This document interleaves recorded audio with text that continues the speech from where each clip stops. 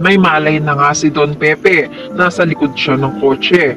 Matapos na parahin si Moira ng isang pulis, takot na takot sina Moira at Zoe dahil baka makita nga si Lolo Pepe.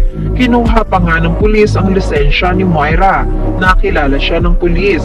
Maririnig ng pulis ang pagkalabog sa likod ng kotse. Maririnig niya rin ang boses ng isang matanda. Pipilitin niyang buksan ang trunk ng kotse para makita kung ano ang nasa likod nito. Nang buksan ay nalantad sa kanya si Lolo Pepe. Hirap na hirap sa paghinga. Isinumbong ni Lolo Pepe na ikinulong siya rito ng manugang niya. Tulungan mo ako. Kinulong ako rito ng manugang ko. Gusto niya akong patayin. Tulungan mo ako. Natatakot at ubo ng ubo ang matanda. Nakatitig lang ang pulis sa kanya. Maya-maya ay sumagot ang pulis. Hindi ka na makakawala pa rito. Sabay sara ng pintuan ng trunk. Nakulong ulit si Lolo Pepe sa loob ng kotse. Kasabwat pala ang pulis na humarang kina Moira. Samantala, magkakaroon ng dinner sa bahay ni Carlos. Noong una, hindi alam ni Lineth ito. Nabigla siya nung sabihin ni Dr. Katie. Para makahabol si Lineth ay humingi siya ng tulong kay Katie sa paghahanda ng mga pagkain. Nagalit pa nga si Carlos dahil pinagluluto ni Lineth ang bisita nila ni hindi man lang niya alam na darating si Dr. Katie. Kung hindi kaya ni Lineth ay wag na lang ituloy itong dinner na to. Pero naayos rin ang tampuhan nila. Nung gabi nga ay nakabihis si Lineth na sexy. Kita ang mga balikat. Hindi alam ni Carlos na ganito ang isusuot ni Lineth. Haharap si Lineth ng ganito ang suot at babatiin ang mga bisita. Magagandahan sila kay Lineth. Matutuwa sila para kay Carlos dahil napakaswerte niya. Nagkaroon siya ng napakaganda at maasikasong misis. Halatang hindi stress si Lineth sa piling ni Carlos. Mapapangiti lang si Carlos sa kanila. Kunwari natutuwa siya. Maya-maya ay hihilahin niya si Lineth para mag-usap ng silang dalawa lang. Sabi ni Carlos, bakit ganyan ang suot mo? Masyadong revealing. Kita ang balikat. Dapat maayos ang suot mo. Nakakahiya sa kanila. Sabi ni Lineth, ano bang masama sa suot ko? Damit lang ito. Ayoko naman magmukha akong hindi maganda sa paningin nila. Gusto ko lang makita nila na ang napangasawa mo ay maganda at masayang-masaya. Hindi ka ba proud sa akin? Pero hindi naman uubra kay Carlos ito. Pwede ba, Lineth? Sumunod ka na lang sa mga gusto ko at mga sinasabi ko. Napasabi na lang si Lineth ng Carlos. Samantala, sobrang nag-aalala na si Annalyn sa Lolo Pepe niya.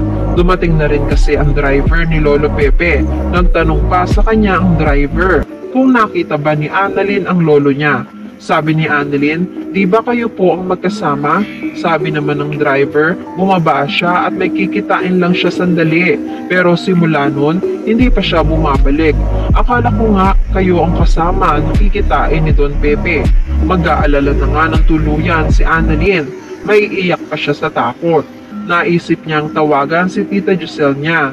Baka alam niya o nakausap niya si Lolo Pepe kung saan siya papunta. Hello Tita Giselle, nakausap niyo po ba si Lolo Pepe? Kanina pa po kasi namin siya inaantay pero 2 oras na mula nang mag-text siya na magkikita kami dito pero hanggang ngayon wala pa rin siya. Nag-aalala na po ako, baka po nawawala na si Lolo Pepe.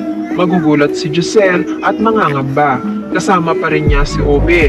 Sabi niya, nawawala raw ang papa. Nanlaki ang mga mata ni Obe. Mapapaisip siya kung saan naman kaya pwedeng magpunta ang tatay nila. Pero mas malakas ang kutob niya. Baka may nangyaring masama kay papa. Si Moira lang naman ang may motibo at wala nang iba ang pwedeng gumawa nito sa kanya. Tara ate, hanapin natin si papa. Dali-dali silang magpupunta kung saang lugar si Annalyn. Samantala, susugurin ni Annalyn si Zoe sa Apex. Hahanapin niya ang Lolo Pepe niya. Kung hindi naman ay tulungan na lang siya na hanapin ang lolo nila. Sabi ni Zoe, baka kumain lang sa labas o may pinuntuhang importante na hindi tayo sinabihan. Hayaan mo na si Lolo. Malaki na siya. Alam niya ang ginagawa niya. Hindi makapaniwala si Annalyn sa mga sinabing ito ni Zoe. Parang hindi siya nag-aalala sa pagkawala ng lolo nila. Sabi niya, kilala ko si Lolo. Hindi siya aalis nang mag-isa lang. Kahit ang driver niya hindi alam kung nasaan siya. Zoe, na-miss rin ni Lolo ang flight niya papuntang US. Hindi ka man lang ba nag-aalala dyan? Sabi ni Zoe. So, maya-maya ay sumulpot si Dr. Joy. Kaibigan ni Zoe na noon ay kontrabida kina siyang Susan, pero hindi na ngayon. Magtatanong siya kay Zoe. Zoe, saan ka na ba galing? May duty ka pero iniwan mo. Magtataka si Annalyn. Kadarating mo lang ba sa Apex? Sa pagtatanong niyang ito, sabay na sumagot sina Dr. Joy at Zoe. Sabi ni Joy, oo.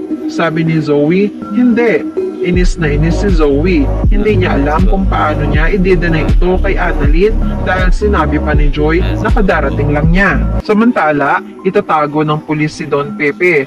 Bata siya ni Balahadia. Inutusan siya na sundan ang sasakyan ni Moira Tanyag. Siya ang magiging boss ng pulis dahil kailangan ayusin ni Balahadia ang CCTV footage ng hotel. Makikilala ng pulis si Moira dahil sa lisensyang kinuha niya. Nung makita niya si Don Pepe sa trunk ng kotse, ay susundin niya ang utos ni Balahadia. Sasarhan niya ang trunk at makikipagtulungan kina Moira. Pero may konsensya pa rin ng pulis. Alam niyang nag-aalala ang mga kamag-anak ni Don Pepe. Aalamin niya kay Don Pepe kung sino sa kamag-anak niya ang pwedeng kausapin para maitakas siya.